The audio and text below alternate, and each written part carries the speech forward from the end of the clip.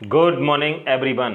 स्वागत है आपका अपने यूट्यूब चैनल स्टडी फैक्ट में। आज है 28 अप्रैल और 28 अप्रैल से जितने भी करंट अफेयर्स के क्वेश्चन बन सकते हैं तो आज हम उनके बारे में डिस्कस करेंगे और साथ ही कवर करेंगे स्टैटिक जीके को भी।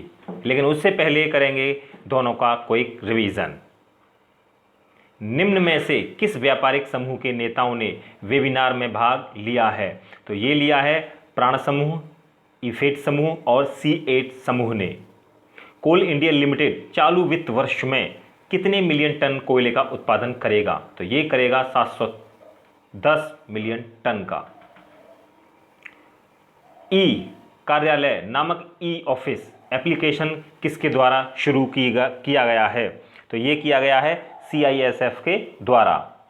कौन सतर्कता आयुक्त का पदभार संभालेंगे? तो ये संभालेंगे संजय कोठारी जी।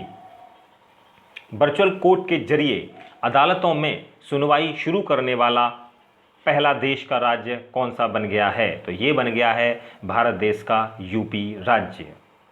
हाल ही में हुए सार्क सम्मेलन की मेजबानी किसके द्वारा की गई है? तो ये की गई है पाकिस्तान के द्वारा। भारत की सबसे बड़ी तटीय झील, दोबारा से पढ़ देता हूं, भारत की सबसे बड़ी तटीय झील तो ये है चिल्का झील और ये है उड़ीसा में, जो कि खारे पानी की एक लैगून झील है। नौसेना का प्रशिक्षण केंद्र कहां पर है? तो ये है उड़ीसा में। भारत की सबसे अधिक खारे पानी की झील, देखिएगा, भारत की सबसे अधिक खारे पानी की झील तो ये है सांभर झील राजस्थान में। भारत की सबसे बड़ी मीठे पानी की झील तो ये है बुलर झील जम्मू कश्मीर में और इस पर तुलबुल परियोजना स्थित है। पूर्वोत्तर भारत की सबसे बड़ी मीठे पानी की झील, देखिए वो भारत की बात चल रही है, यहाँ पर पूर्वोत्तर भारत की बात चल रही है। पूर्वोत्तर भारत की सबसे बड़ी मीठे पानी की झील है लोकटक झील, मणिपुर में है और इस नदी में तैरता हुआ राष्ट्रीय उद्यान है और वो है केबुल लामजाओ राष्ट्रीय उद्यान। भारत की सबसे बड़ी कृत्रिम झील यानी कि बनावटी झील ये है गोविंद सागर झील पंजाब के रोपड़ जिले में और सतलज नदी पर यह भाखड़ा नागल बांध से निर्मित है। हैदराबाद और सिकंदराबाद के मध्य कौन सी झील स्थित है? तो ये है हुसैन सागर झील। केरल में स्थित है झील, तो केरल में कौन सी झील स्थित है? तो ये है वेम्बानद झील और इस झील में ही राष्ट्रीय नौकायन प्रतियोगिता होती है। और भारत का सबसे छोटा राष्ट्रीय राजमार्ग NH-47A वेलिंगटन द्वीप पर स्थित है और ये कहाँ पर है? ये भी केरल में ही है। आइए शुरुआत करते हैं आज के करंट अफेयर्स की। तो आज का हमारा सबसे पहला प्रश्न है, किसने 60 स्टारलिंक उपग्रहों का एक नया बैच सफलतापूर्वक लॉन्च किया और समुद्र में एक सफल रॉकेट लैंडिंग कर मिशन को पूरा किया है? तो ये किया है स्पेस एक्स ने, यानी कि स्पेस एक्स ने 22 अप्रैल 2020 को कक्षा में 60 स्टारलिंक उपग्रहों का एक नया बैच सफलतापूर्वक लॉन्च किया और समुद्र में एक सफल रॉकेट लैंडिंग कर मिशन को पूरा किया है। लॉन्च ने 84वीं फाल्कन 9 उड़ान को चिन्हित किया, जिससे स्पेस एक्स का वर्क हॉर्स रॉकेट उपयोग में सबसे अधिक उड़ाया जाने वाला अमेरिकी रॉकेट बन गया है। इसके अलावा यह एक इंटरनेट परियोजना के लिए 7वां स्टारलिंक लॉन्च भी है और इसका जो लक्ष्य है वो 420 नियोजित उपग्रहों को कक्षा में लाना है। अमेरिका के राष्ट्रपति हैं डोनाल्ड ट्रंप। अमेरिका की मुद्रा है अमेरिकी डॉलर और एक अमेरिकी डॉलर भारतीय 70 रुपये के बराबर होती है। और 1 फरवरी 2020 को काम्या कार्तिकेयन ने अमेरिका के पर्वत शिखर पर तिरंगा फहराया है। अमेरिका ने भारत को जहाज रोधी मिसाइल और मार्क 54 लाइटनेट टारपीडो बेचे हैं। आइए इसी के साथ बढ़ते हैं हम अपने नेक्स्ट क्वेश्चन की ओर। नेक्स्ट क्वेश्चन है हमारा, अंतर्राष्ट्रीय बालिका ICT दिवस सूचना और संचार प्रौद्योगिकी 2020 की विषय वस्तु क्या है? तो ये है एक्सपेंड हॉरिजन्स, चेंज, एटीट्यूड, यानी कि 23 अप्रैल 2020 को चौथी अंतर्राष्ट्रीय बालिका आईसीटी दिवस सूचना और संचार प्रौद्योगिकी 2020 की विषय वस्तु एक्सपेंड हॉरिजन्स चेंज एप्टीट्यूड है। यह दिन एक वैश्विक पहल है जो लड़कियों को न केवल पढ़ाई और कैरियर बनाने के लिए प्रेरित करने, उन्हें सशक्त बनाने और प्रोत्साहित करने के लिए, बल्कि उन्हें आईसीटी में शीर्ष पदों पर प्राप्त करने के लिए प्रेरित करता है। आइए इसी के साथ बढ़ते हैं हम अपने नेक्स्ट क्वेश्चन की ओर। सॉरी। सरकार ने अप्रैल 2020 में राष्ट्रीय नौवहन बोर्ड के पुनर्गठन को मंजूरी दे दी है। निम्न में कौन बोर्ड का प्रमुख होगा? तो ये होंगी मालिनी शंकर। सरकार ने अप्रैल 2020 में राष्ट्रीय नौवहन बोर्ड के पुनर्गठन को मंजूरी दे दी है। मालिनी शंकर बोर्ड की प्रमुख होंगी। राष्ट्रीय नौवहन बोर्ड यानी कि एनएसबी भारतीय नौवहन से संबंधित मामलों पर सर्वोच्च सलाहकार निकाय है। बोर्ड के सदस्यों में डीजी शिपिंग अमिताभ कुमार, संयुक्त सचिव शिपिंग सतिंदर पाल और आदि शामिल हैं। आइए इसी के साथ बढ़ते हैं हम अपने नेक्स्ट क्वेश्चन की ओर। कौन सी बैंक म्यूचुअल फंड कंपनियों को 50,000 करोड़ रुपए देगी? तो ये देगी RBI. RBI bank mutual fund कंपनियों को 50,000 करोड़ रुपए देगी। इस सुविधा की शुरुआत 27 अप्रैल से हो रही है। यह सुविधा 11 मई 2020 तक चालू रहेगी। केंद्रीय बैंक आरबीआई बाजार परिस्थितियों के मुताबिक इसकी समय सीमा और कोष में वृद्धि करने पर विचार कर रही है। आरबीआई ने म्यूचुअल फंड्स के विशेष तरलता बनाए रखने और निवेशकों के भरोसे को मजबूत करने के लिए यह घोषणा की है, जिससे निवेशकों का भरोसा बना रहे और वो अपना पैसा बाजार से न निकालें। आरबीआई ने ट्विटर अभियान की शुरुआत कुछ समय पहले की है। इस अभियान के ब्रांड एम्बेसडर हैं किसके? ट्विटर अभियान के, तो वो हैं अमिताभ बच्चन जी। आरबीआई की स्थापना हुई है 1 अप्रैल 1935 को और उस समय पर आरबीआई का जो मुख्यालय था वो था कोलकाता, लेकिन अब है मुख्यालय इसका मुंबई और ये बना है ठीक 1935 से 2 साल बाद 1937 में। आरबीआई के जो गवर्नर हैं वो हैं शक्तिकांत दास जी और ये हैं क्रम से 25वें। आरबीआई के 4 डिप्टी गवर्नर और हैं, तो वो हैं Michael Debabrata, N S Vishwanathan, B P Kanungo और एमके जैन। लेकिन एनएस विश्वनाथन ने इस्तीफा दे दिया है, लेकिन अभी वह कार्य कर रहे हैं। आरबीआई का जो वित्तीय वर्ष है वो 1 अप्रैल से 31 मार्च तक का है और आरबीआई का जो लेखा वर्ष है वो 1 जुलाई से 30 जून तक का है। आरबीआई ने 2020-21 के लिए जो जीडीपी है वो 5% है, लेकिन फ़िलहाल इसमें अब थोड़ी सी ये पहले थी लेकिन अब नहीं है, अब तो जीडीपी बहुत गिर गई होगी। और आरबीआई ने ब्लाइंड लोगों के लिए यानी कि नेत्रहीनों के लिए एक ऐप भी लॉन्च किया है और वो लॉन्च किया है मणि ऐप। आइए इसी के साथ बढ़ते हैं हम अपने नेक्स्ट क्वेश्चन की ओर। सऊदी अरब में अब नाबालिगों को कौन सी सज़ा नहीं मिलेगी?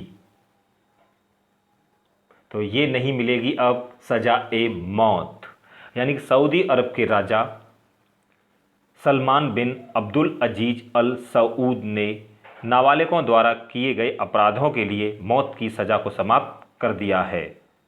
नए आदेश में कहा गया है कि कोई भी व्यक्ति जिसे अपराध के लिए मौत की सज़ा मिली है और वह नाबालिग है तो उसे अब फांसी की सज़ा नहीं दी जाएगी। मौत की सज़ा न देने के साथ यह भी कहा गया है कि नाबालिग अपराधी को हिरासत में 10 साल से अधिक की जेल की सज़ा भी नहीं दी जाएगी। इससे पहले सऊदी अरब ने सज़ा के रूप में कोड़े मारने को भी समाप्त कर दिया था, जिसे जेल के समय जुर्माना या सामुदायिक सेवा में बदल दिया जाएगा? सऊदी अरब, तो सऊदी अरब के राजा हैं सलमान बिन अब्दुल अजीज अल सऊद। सऊदी अरब की राजधानी है रियाद और सऊदी अरब की जो मुद्रा है वो है सऊदी रियाल। आइए इसी के साथ बढ़ते हैं हम अपने नेक्स्ट क्वेश्चन की ओर। किस राज्य में कोविड-19 रोगियों के लिए तैनात किया गया कर्मी बोट रोबोट? तो ये किया गया है केरल में। केरल के एर्नाकुलम में स्थित सरकारी अस्पताल ने कोविड-19 मरीजों की सेवा के लिए कर्मी बोट नामक एक रोबोट को तैनात किया है। इस रोबोट का जो इस्तेमाल मेडिकल कॉलेज के कोविड-19 आइसोलेशन वार्ड में रखे गए मरीजों की सहायता के लिए किया गया है। केरल, तो केरल की राजधानी है तिरुवनंतपुरम। केरल के मुख्यमंत्री हैं पी विजयन। केरल के राज्यपाल हैं आरिफ मोहम्मद खान। और यहाँ पर मयूर गुड़ है एक, जिसको जीआई टैग भी मिला हुआ है। तो ये है केरल का। प्रमुख राष्ट्रीय उद्यान है साइलेंट वैली राष्ट्रीय उद्यान, पेरियार राष्ट्रीय उद्यान, अनामुदी शोला राष्ट्रीय उद्यान, माथीकेतन शेला नेशनल पार्क। और प्रमुख बांध हैं इडुक्की बांध पेरियार नदी पर है और पिची बांध मनाली नदी पर है। आइए इसी के साथ बढ़ते हैं हम अपने नेक्स्ट क्वेश्चन की ओर। बैंकिंग उद्योग को कितने महीने के लिए जन उपयोगी सेवा घोषित किया गया है? तो ये किया गया है 6 महीने के लिए। भारत सरकार ने औद्योगिक विवाद कानून के प्रावधानों के अंतर्गत बैंकिंग उद्योग को जन उपयोगी सेवा के रूप में घोषित किया है। सरकार द्वारा यह निर्णय कोरोना वायरस महामारी के मद्देनज़र आर्थिक गतिविधियों के बड़े पैमाने पर प्रभावित होने के कारण लिया गया है।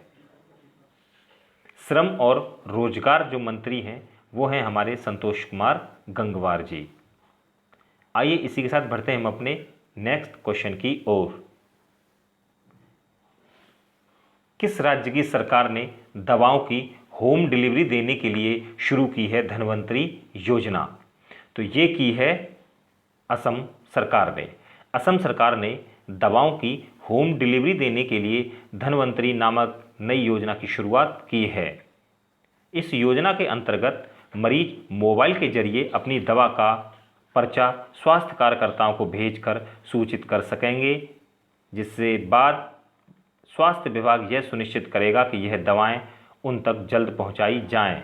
यदि वे उपलब्ध निःशुल्क दवाओं की सूची में नहीं हैं, इस पर यह किसी भी राज्य सरकार द्वारा शुरू किए गए सबसे बड़ी डिलीवरी कार्यक्रम है। असम, तो असम की राजधानी है दिसपुर। असम के मुख्यमंत्री हैं सर्बानंद सोनोवाल। असम के राज्यपाल हैं जगदीश मुखी।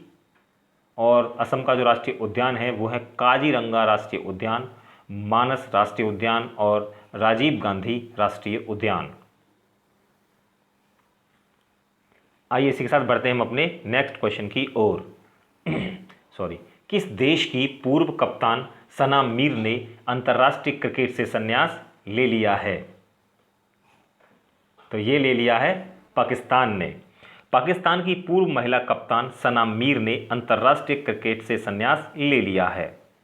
उन्होंने पाकिस्तान के लिए कुल 226 अंतर्राष्ट्रीय मैच खेले हैं।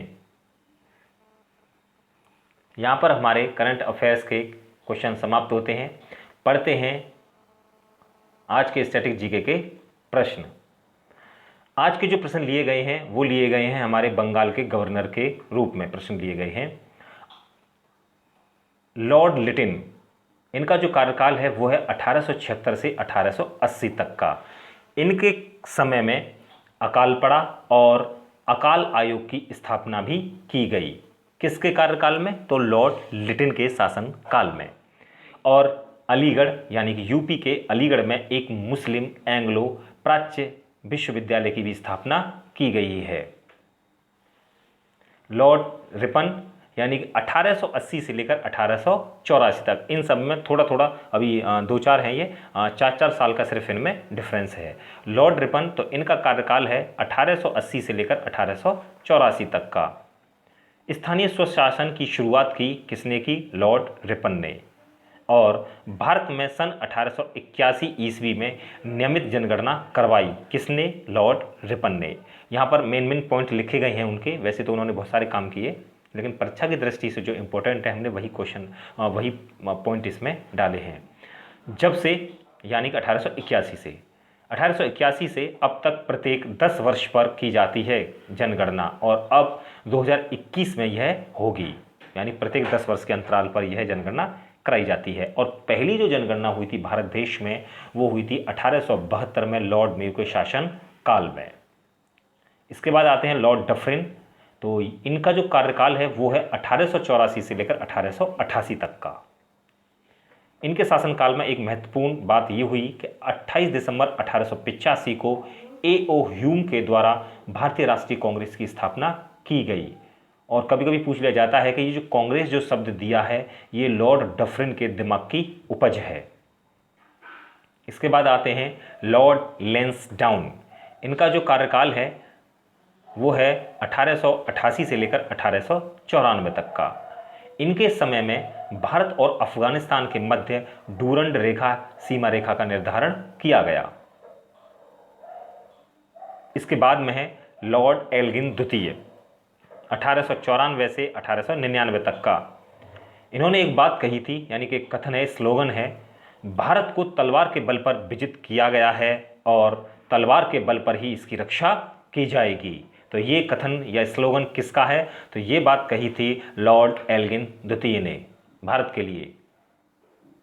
यहाँ पर हमारे करंट अफेयर्स के और स्टैटिक जीके के प्रश्न समाप्त होते हैं। पढ़ते हैं हम अपना कल का प्रश्न। कल का हमारा प्रश्न था how the onion got its layers नामक पुस्तक के लेखक कौन हैं? तो ये हैं सुधा मूर्ति। इसका जवाब हमें मनोज कुमार ने, देव ने दिया है और मितेश ने दिया है। पढ़ते हैं आज का प्रश्न। आज का हमारा प्रश्न है आई एम बैडमिंटन जागरूकता अभियान के लिए राजदूत के रूप में किसे नियुक्त किया गया है? पहला ऑप्शन है Jwala Gutta, option B Saina Nehwal, option C PV Sindhu और ऑप्शन डी ऋतुपर्णा दास। इसका जवाब हमें कमेंट बॉक्स में ज़रूर दीजिएगा। वीडियो आपको कैसी लगती है ये हमें ज़रूर बताएं। वीडियो को लाइक करें, शेयर करें, सब्सक्राइब करें। जय हिंद, धन्यवाद।